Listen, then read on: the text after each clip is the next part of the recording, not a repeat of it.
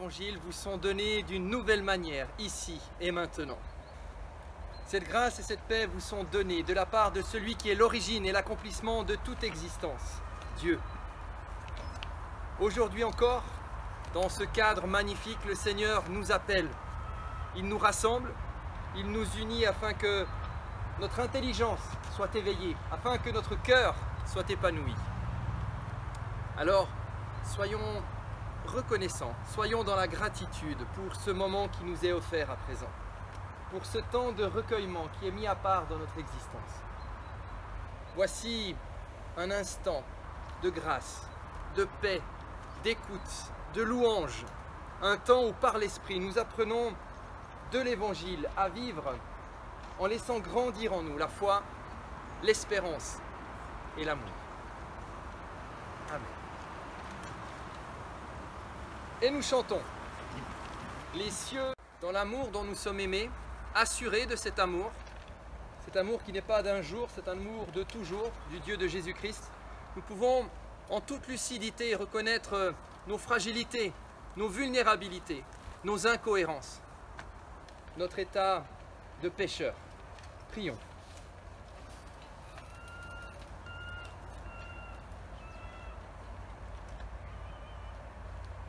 Nous voici, Seigneur, au premier jour d'une nouvelle semaine. Et en ce jour, nous voulons nous orienter intérieurement vers toi, Dieu d'amour. Et nous relisons tout d'abord le chemin parcouru jusqu'à aujourd'hui. Et parfois, nous réalisons que si tu nous as donné le pain de chaque jour, si nous avons été réjouis par ta création, si nous nous sommes sentis assurés de ta grâce en Christ, eh bien nous réalisons que nous n'avons pas suffisamment pris conscience de tous ces dons, que nous ne nous en sommes pas nourris. Ces dons, ils n'ont pas suffisamment alimenté notre élan vers notre prochain. Seigneur, prends pitié de nous. Tu nous as fait entendre des nouvelles de toute la terre. Nous avons le moyen d'être constamment informés par une multitude d'actualités. Tu as mis devant nos yeux la souffrance de nos frères et de nos sœurs. Mais souvent, nous nous sommes sentis impuissants. Nous avons détourné le regard, nous sommes restés insensibles. Aie pitié de nous, Seigneur. Tu nous accompagnes dans notre chemin de vie. Chaque jour, tu nous donnes le souffle pour que nous puissions respirer amplement. Mais devant les soucis, les complications de l'existence, nous avons été gagnés par la crainte. Et devant la tâche que tu nous indiquais, nous n'avons pas pu répondre à ton appel. Seigneur, aie pitié de nous. Si nous te parlons ainsi, ce n'est pas pour nous morfondre, ce n'est pas pour nous flageller, mais c'est tout simplement parce que nous avons confiance que tu peux œuvrer dans nos vies, entre nous, pour nous rendre plus libres, plus disponibles, plus aimants. Alors Seigneur, prends nos cœurs de pierre et travaille-les pour qu'ils deviennent des cœurs de chair, des cœurs reconnaissants, attentifs, disponibles pour ton service et le service de nos frères et de nos sœurs. Amen. Nous restons du prophète Ésaïe. Quand les montagnes s'effondreraient, dit le Seigneur, quand les collines chancelleraient, eh bien ma bonté, ma fidélité pour toi ne flétrira point, et mon alliance de paix ne sera pas ébranlée. Je t'aime d'un amour éternel, et je te garde ma miséricorde. Et voici comment dans l'évangile de Jean, il nous est dit que Dieu a manifesté son amour. Il a envoyé son Fils unique dans le monde, afin que par lui, nous ayons la vie. Alors que le Seigneur nous mette au cœur l'assurance de son pardon, et qu'il nous donne l'élan pour marcher vers son royaume. Amen. C'est tiré de la lettre aux Galates et de la lettre aux Romains. Vous avez été appelés à être libres. Seulement ne faites pas de cette liberté un prétexte pour vivre selon les désirs de votre propre nature. Au contraire, laissez-vous être guidés par l'amour, pour vous mettre au service les uns des autres. Car toute la loi se résume dans ce seul commandement. Aime ton prochain comme toi-même. Et nous chantons. Alors il est moins connu celui-ci. Mais on l'a déjà chanté, ça c'est sûr. C'est Tu es Dieu au milieu de nos prières. Et je dis qu'on peut bien apprendre de temps en temps des nouveaux chants.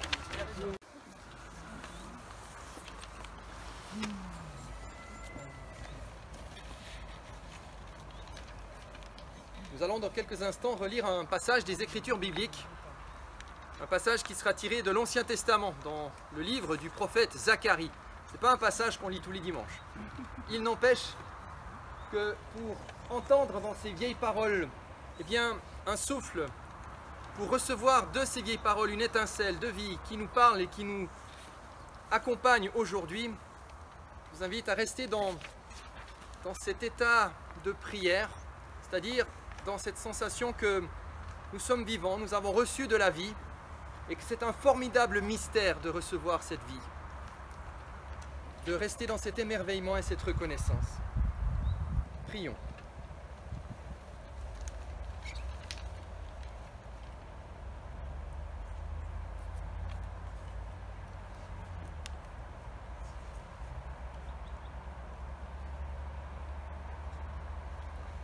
Seigneur, ta parole est pour nous ferment du royaume. Ta parole est germe d'espérance. Eh bien, donne-nous d'entendre cette parole dans les propos que nous allons réécouter à présent. Que par ton esprit, nous puissions recevoir ces propos avec simplicité, avec joie, et que nous puissions discerner dans ces paroles humaines ta parole de vie. Oui, parle Seigneur, et que ta parole nous fasse porter les fruits que tu espères. Parle, ton serviteur, ta servante, écoute. Amen.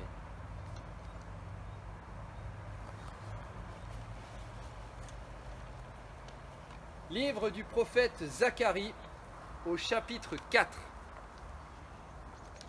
Nous arrivons à la 5e vision. Il y a eu 4 autres visions, vous pouvez les découvrir si vous voulez. Et cette vision, ça s'appelle la vision des porte-lampes et des oliviers. Le messager qui parlait avec moi revint et me réveilla comme un homme que l'on réveille de son sommeil.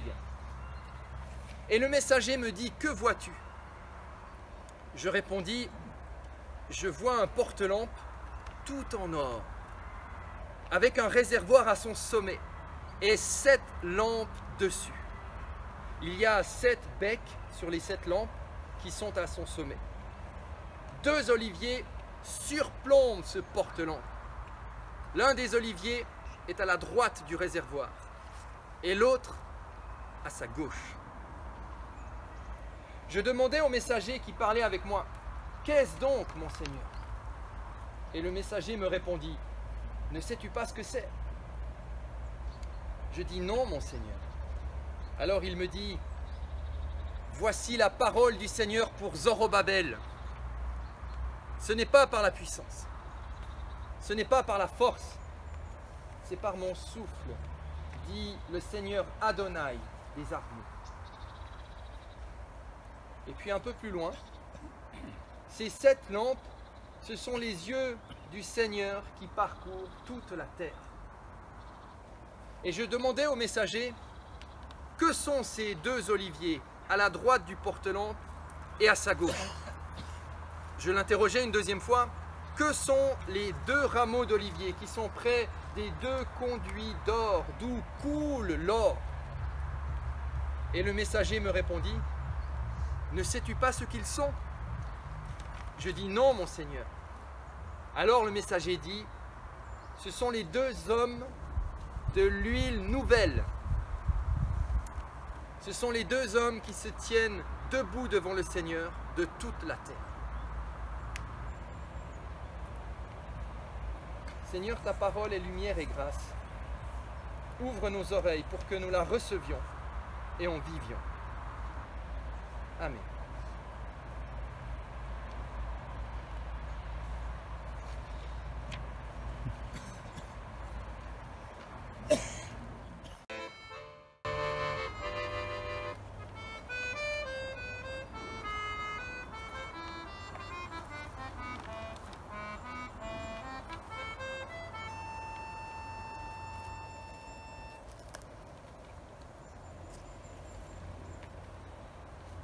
Ni par la puissance, ni par la force, mais par mon souffle, par mon esprit, dit le Seigneur. Ce simple verset biblique tiré du livre du prophète Zacharie, eh bien ce simple verset biblique ne pourrait-il pas nous servir comme devise pour aborder la rentrée? Face aux projets amenés, face aux activités qui reprennent, ne pourrait-on pas nous appuyer sur ce verset biblique pour cultiver un état d'esprit particulier? Un état d'esprit qui ferait que nous nous engagerions dans nos différents projets, différentes activités, non pas en cherchant à les réaliser de manière volontariste, par la puissance, par la force, mais en nous engageant, en nous laissant être guidés dans la réalisation de ce que nous avons à faire, par ce qui est de l'ordre de l'esprit. S'engager dans les différentes tâches, non de manière volontariste, mais en se laissant être guidé par l'esprit. Certes, mais qu'est-ce que cela veut dire, être guidé par l'esprit? Voilà une question intéressante que j'aimerais partager, méditer avec vous à présent. Ni par la puissance, ni par la force, mais par mon souffle, par mon esprit, dit le Seigneur. Donc cette phrase est tirée de l'Ancien Testament, du livre du prophète Zacharie. Je ne sais pas si vous lisez tous les jours le livre du prophète Zacharie. Eh bien, quand on lit les 14 chapitres de ce petit prophète, nous sommes plongés dans une époque particulière qui ressemble, sous bien des aspects, à une période de rentrée. En effet, le ministère de Zacharie s'est exercé au retour de l'exil, c'est-à-dire à un moment où, après plus de 70 ans de désolation, le ciel, pour le peuple juif, le ciel s'éclaircissait. D'ailleurs, pour percevoir cette éclaircie, il suffit juste de s'arrêter à l'étymologie du prénom Zacharie. Savez-vous ce que ça veut dire en hébreu, Zacharie? Ça signifie Dieu s'est souvenu. Zachar, c'est se souvenir. Dieu s'est souvenu.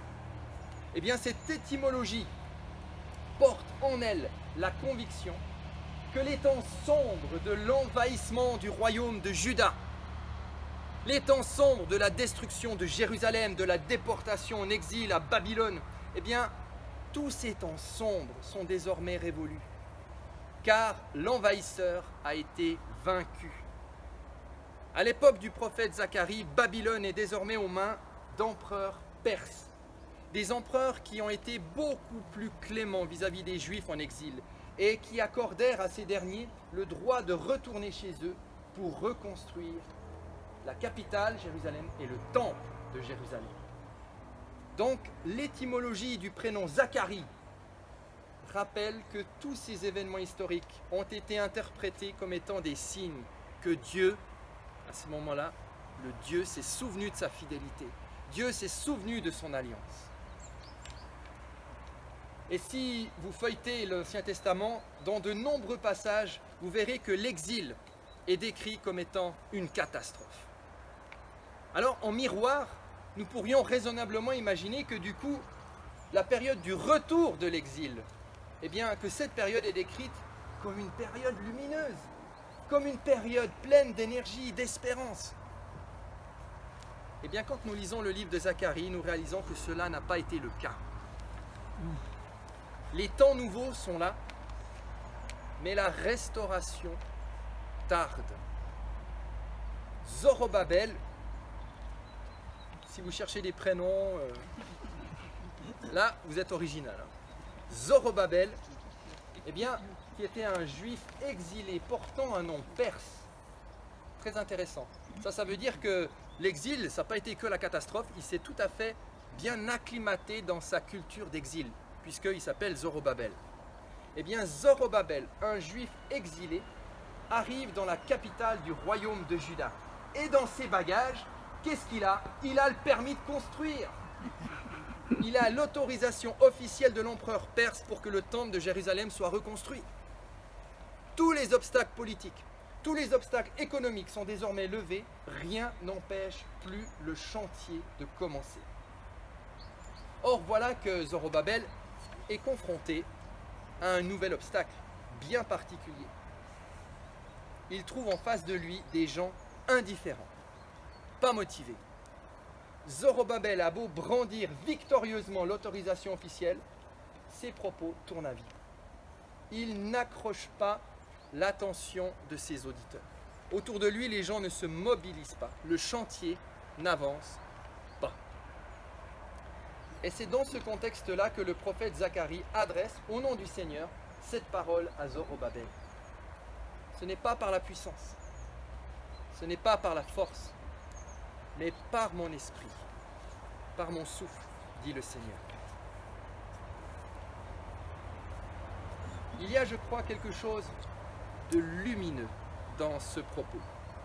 Les siècles ont eu beau passer, cette phrase demeure pertinente pour nous encore aujourd'hui. Elle vise juste. Je crois qu'elle vise juste. Et je vais à présent, en vous livrant 3 réflexions, vous expliquer pourquoi elle vise juste. Première réflexion. Cette phrase vise juste lorsqu'elle rappelle à Zorobabel que l'obstacle devant lequel il se retrouve ne pourra pas être franchi à grande démonstration de puissance. Ce n'est pas par la force qu'il arrivera à mettre en route ses partenaires, mais c'est en prenant plutôt appui sur un autre levier, beaucoup plus subtil, en prenant appui sur le levier de l'esprit. Ce conseil ne cherche pas à rendre Zorobabel inactif. Il ne l'exhorte pas à rester les bras croisés et puis à attendre que ça passe. Ce conseil invite Zorobabel à continuer d'agir, mais en veillant à être actif, non pas par la puissance, non pas par la force, mais par l'esprit.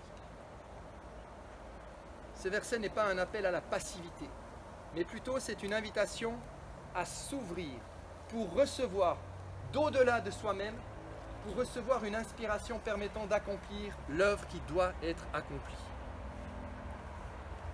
Le mot hébreu qui est utilisé là, c'est ruach, pour parler du souffle de l'esprit. À l'origine, ce mot, eh bien, en hébreu, signifiait l'air, l'atmosphère, l'espace large entre le ciel et la terre. Ruach, c'était ça, à l'origine. Et par ce mot, les écrivains bibliques cherchaient à décrire un élément mystérieux, invisible, qu'ils ne maîtrisaient pas et qui était pourtant indispensable à la vie. C'est pourquoi ce mot, quand il est retravaillé par les écrivains bibliques, il est devenu l'expression caractéristique du souffle vital.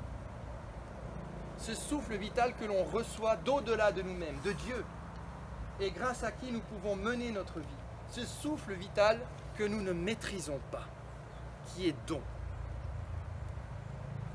Si la force, si la puissance sont des aptitudes que l'humain peut, avec de l'exercice, acquérir, maîtriser, posséder, il n'en va pas de même du ruach, du souffle vital. Ce dernier est toujours reconnu dans les Écritures bibliques comme étant un don sur lequel l'humain n'a pas prise. Alors, c'est ça que je trouve intéressant. Face aux résistances qu'il rencontrait, Zorobabel aurait pu tout à fait recevoir le conseil d'améliorer des aptitudes humaines qu'il n'avait pas suffisamment acquises. S'il y a des résistances, c'est parce que tu n'as pas encore développé toutes tes compétences. Alors Zorobabel, développe tes compétences. Devant les complications, Zorobabel aurait pu s'entendre dire qu'il fallait insister, multiplier les efforts en continuant de faire ce qu'il avait déjà fait, mais peut-être pas assez bien. Eh bien, cela aurait abouti, je crois, à l'épuisement, au découragement. Donc, si cette phrase vise juste, c'est parce que, au contraire, elle invite Zorobabel à s'ouvrir à quelque chose qu'il ne maîtrise pas, le rouar. Cette phrase l'invite non pas à produire encore et toujours plus les mêmes efforts, mais elle l'invite à plutôt se laisser être régénéré par un souffle vital qui le dépasse et qui va l'inspirer pour faire autrement, différemment. Donc voilà, premièrement, pourquoi cette phrase vise juste. Elle vise juste lorsqu'elle nous invite, quand des obstacles se dressent sur notre parcours de vie. Elle vise juste quand elle nous invite à ne pas nous tromper de réaction. Au lieu de refaire ce que nous savons déjà, mieux vaut nous ouvrir à ce qui nous dépasse, au roi, à l'esprit, au souffle.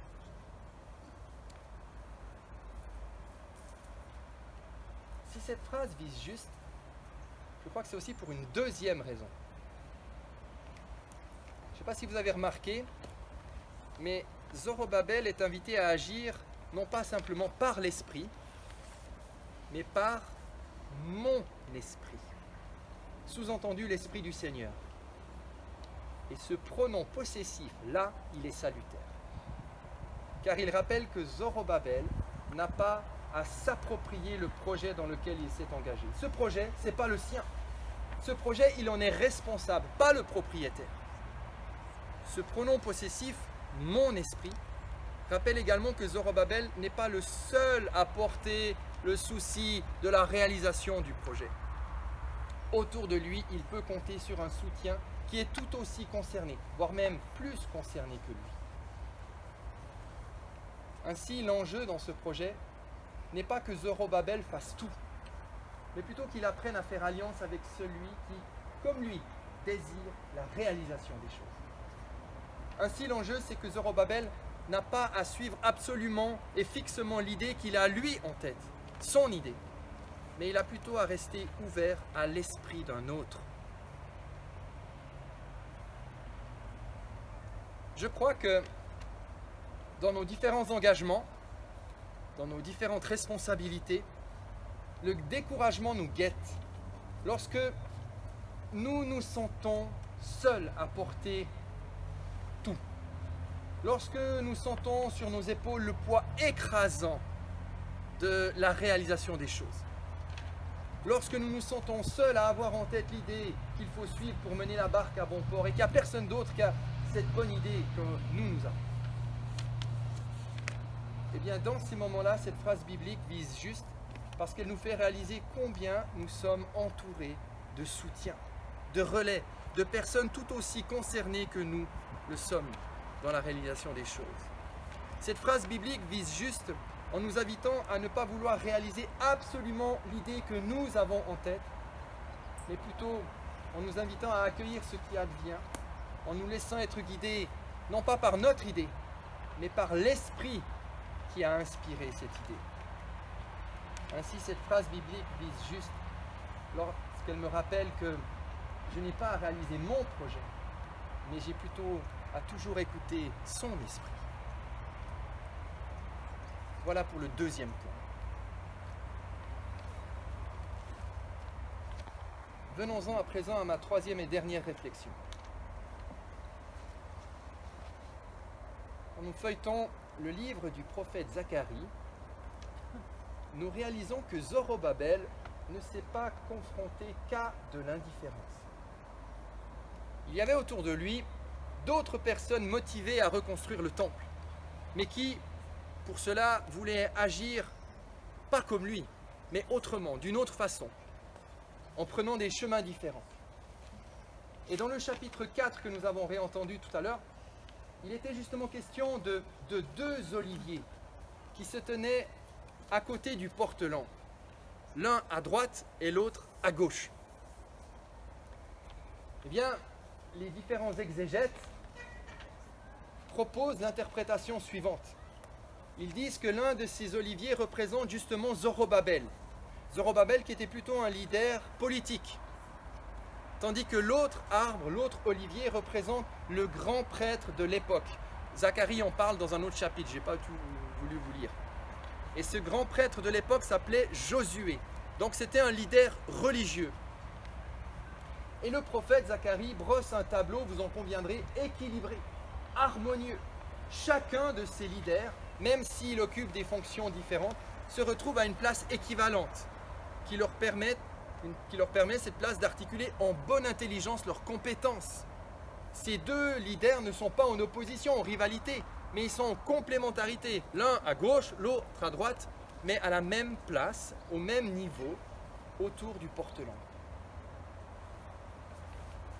En livrant cette vision, le prophète Zacharie n'est pas en train de dire qu'entre le grand prêtre Josué et le leader civique qui était Zorobabel, eh bien, la complémentarité, l'harmonie étaient bien installées. Au contraire, il y a de fortes probabilités pour que cela n'ait pas été le cas. Il y a de fortes probabilités pour que leurs différences neutralisaient les énergies. Il y avait peut-être des tensions, des conflits entre eux, et que ça, c'était peut-être justement l'origine de la panne de motivation qui empêchait le chantier d'avancer. C'est pourquoi, en livrant cette vision des deux oliviers entourant de manière équilibrée le portelan, Zacharie livre aux uns et aux autres une perspective, une vision. Une vision, une perspective qui invite chaque clan à se laisser être guidé, non pas par la puissance, ni par la force, mais par l'Esprit du Seigneur qui a inspiré cette vision afin qu'ils trouvent ensemble la complémentarité.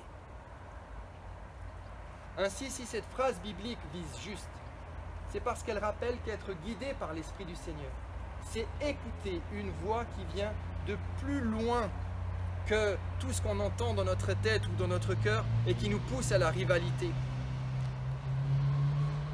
Être guidé par l'Esprit, c'est écouter une voix qui vient de plus loin que la volonté de vaincre ou d'évacuer l'autre ou de dominer l'autre. Mais c'est écouter une voix qui appelle à la réconciliation, en reconnaissant à chacun un rôle et une place indispensable dans la réalisation du projet. Chacun à sa place. Ainsi, apprendre à compter sur l'Esprit, c'est apprendre, aujourd'hui je crois, dans toutes nos organisations, dans tous les groupes que nous formons, à laisser nos organisations évoluer afin que chacune trouve une place qui lui permet d'apporter sa pierre à l'édifice. Voilà pour la troisième et dernière réflexion. Ni par la puissance, ni par la force, mais par mon souffle, par mon esprit, dit le Seigneur. Alors, en ce temps de rentrée, eh bien que ce verset biblique soit notre devise. Que ce verset biblique nous inspire un état d'esprit particulier dans nos différents engagements. Un état d'esprit qui soit un état d'esprit d'ouverture, d'écoute et un état d'esprit réconciliateur. Amen.